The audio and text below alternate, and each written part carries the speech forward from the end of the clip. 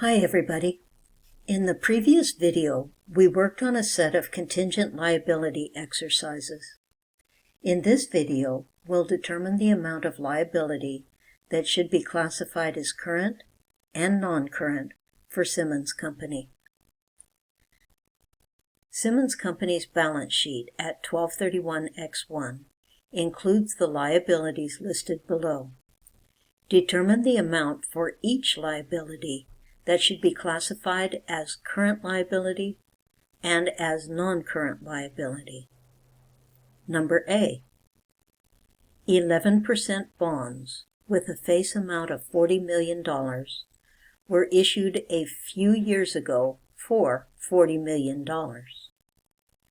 and they will mature on October 31st, X9. Bondholders have the option of calling the bonds. Calling means making a demand for payment. So on October 31st, X2, the bondholders have the right to call the bonds at a redemption price of $40 million. Market conditions are such that the call option is not expected to be exercised. Determine how much of this liability should be classified as current and how much should be classified as non-current on Simmons' 12/31/X1 balance sheet.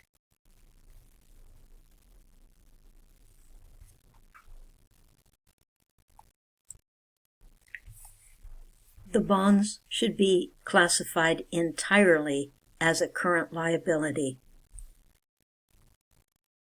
The requirement to classify currently maturing debt as a current liability includes debt that is callable by the creditor in the upcoming year, even if the debt is not expected to be called.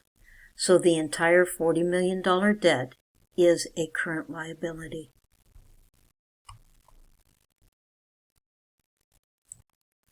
Number B.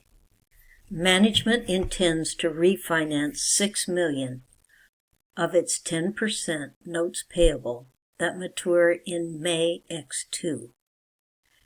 Before issuing their 20X1 financial statements, Simmons negotiated a line of credit with a commercial bank for up to $5 million that can be borrowed at any time during X2. Any borrowings on the new line of credit will mature 2 years from the date of borrowing. Determine how much of the $6 million notes payable should be classified as current and how much should be classified as non-current on Simmons' 12/31/X1 balance sheet.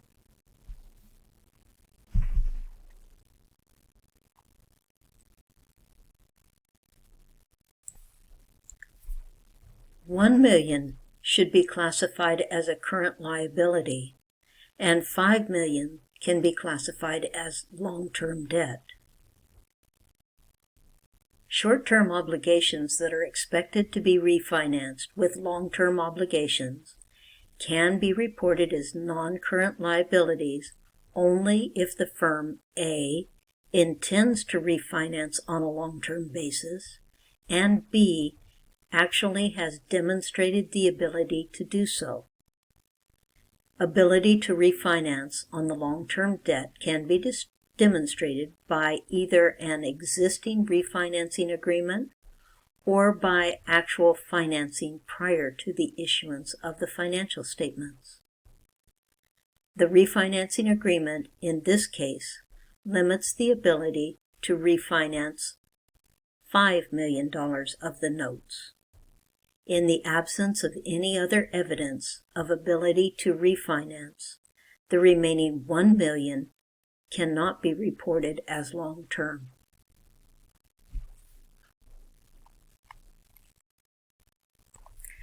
Well, I think this might be a good time to take a break for bonus points.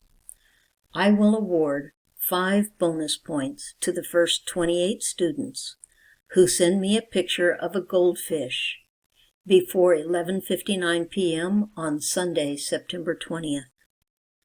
Don't tell anybody. You don't want to have everybody submit their goldfish before you do. You don't want to lose out on the points. Looking forward to seeing those pretty goldfish. As of December 31st, X1, the company has a $7 million 9% bank loan that matures on September 2nd, X2.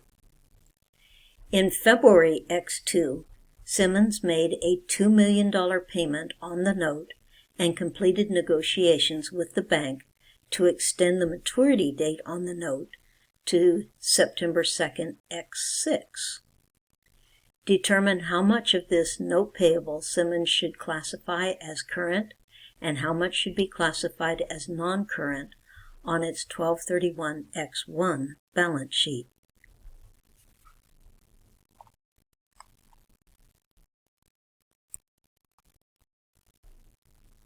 Of the $7 million of loan, $2 million must be classified as current at 12/31/X1, and $5 million can be classified as long-term. GAAP states that the amount excluded from current liabilities through refinancing cannot exceed the amount actually refinanced. Therefore, Simmons should consider the $5 million refinanced to be a long-term liability and the $2 million payment made in February X2 to be a current liability in the December 31st X1 balance sheet. The refinancing was completed before the issuance of the financial statements and meets both criteria of intent and financial ability for the classification of $5 million as long-term liability. Well, that's all for this video. In our next video, we'll talk about liabilities arising from product warranties. See you next time.